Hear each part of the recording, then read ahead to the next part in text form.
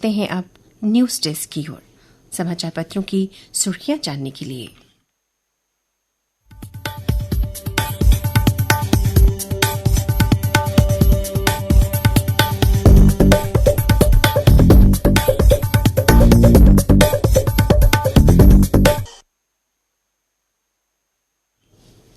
नमस्कार, समाचार पत्रों की सुर्खियों के साथ मैं रजनी दुबे। प्रधानमंत्री नरेंद्र मोदी ने केरल के वायनाड में भूस्खलन प्रभावित क्षेत्रों का दौरा करने के बाद कहा कि ये तबाही सामान्य नहीं, वायनाड को राहत व पुनर्वास के लिए हर जरूरी मदद दी जाएगी। पीएम मोदी ने आपदा प्रभावित क्षेत्र का हवाई व जमीनी जायजा लिया। राष्ट्रपति द्रौपदी मुर्मू को तिमोर लेस्ते के राष्ट्रपति जोस रेमोस होर्टा ने सर्वोच्च नागरिक सम्मान grand collar of the order of Timor Leste से सम्मानित किया।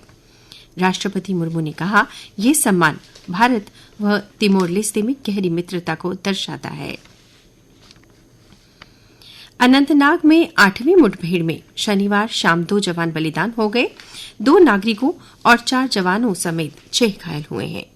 कठुआ पुलिस की ओर से जम्मू संभाग में दिखे 4 आतंकियों के स्केच जारी कर 5 लाख का इनाम घोषित किया गया।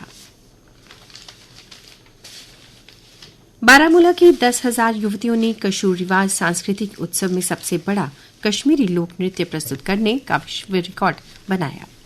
यूनिवर्सल रिकॉर्ड्स फोरम ने इसे विश्व रिकॉर्ड के रूप में मान्यता दी है।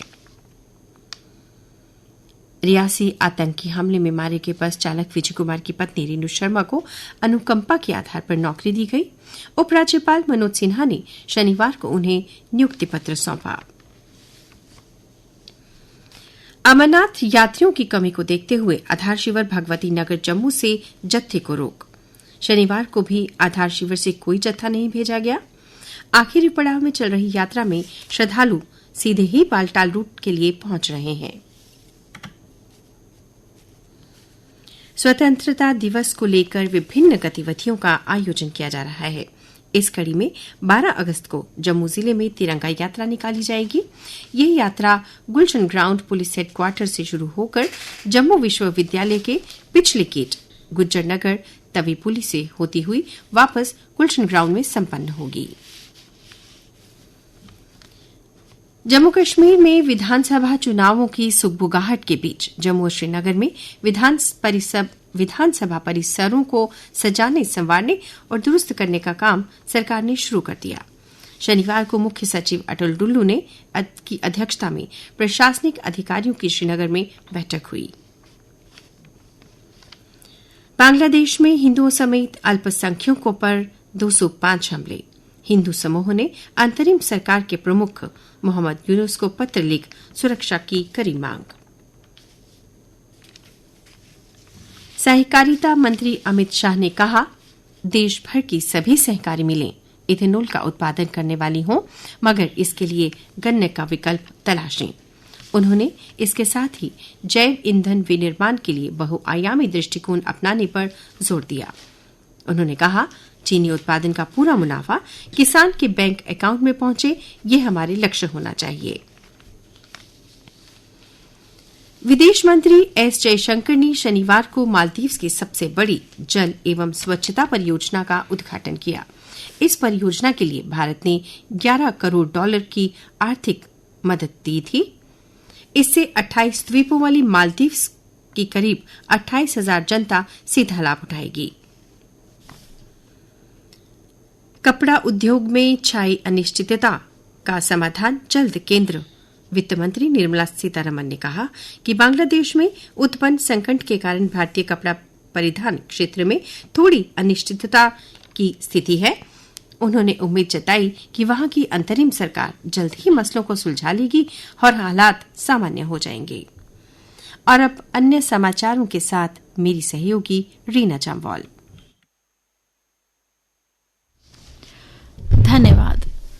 बरसात में लाल होने लगी आंखें, अस्पतालों में पहुंच रहे संक्रमित। संक्रमण के कारण कंजक्टिवाइटिस के पीड़ित बढ़े। गवर्नमेंट मेडिकल कॉलेज में रोजाना आ रहे 10 से 15 मामले। बड़ी ब्राह्मणा में युवक का गला कटा। शहर में घर से डोर के 35 गट्टू बरामद, पुलिस ने एक्सचेंज रोड स्थित घर में दी दबिश।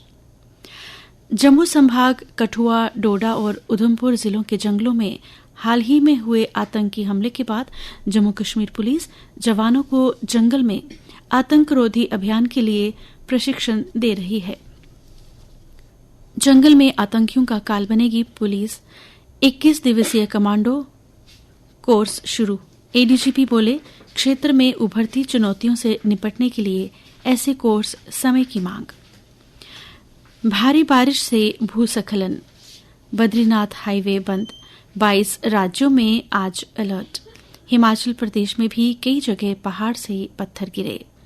135 से ज्यादा सड़कें बंद, घरों और दुकानों में घुसा पानी। यूपी और उत्तराखंड समेत आज इन राज्यों में ऑरेंज अलर्ट।